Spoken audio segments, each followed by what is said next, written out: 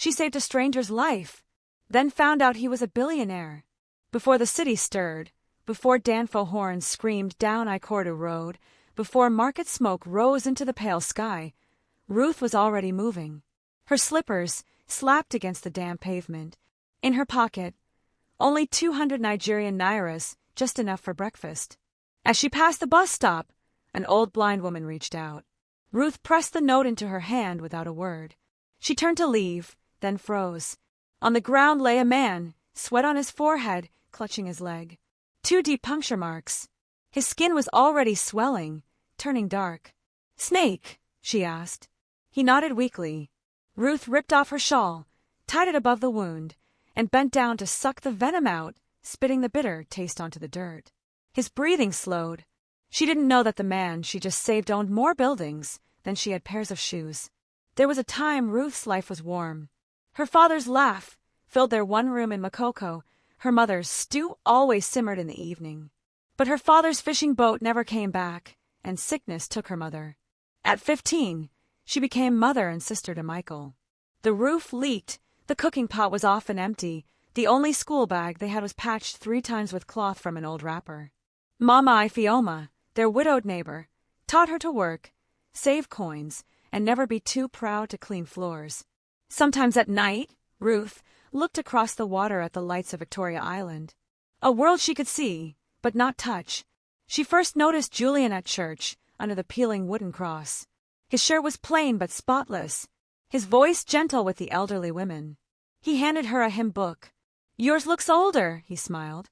It began with small things, sharing plantain snacks, walking back streets. He gave her a paperback. "For when the world feels too loud," he said. Mama Ifeoma's words were quiet but sharp. "Be careful, my child.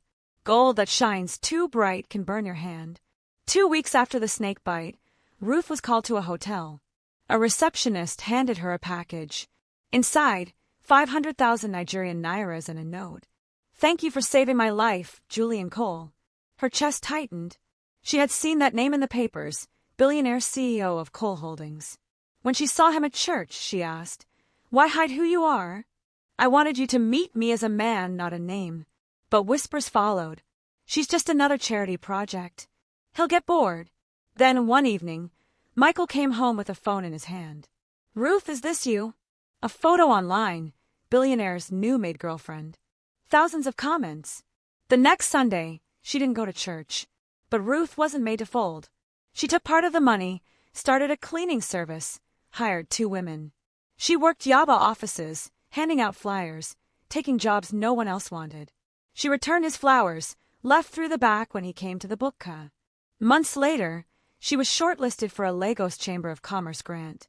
In the Grand Hall, she stood in her press blouse. Across the room, Julian was with the executives. Her voice didn't shake.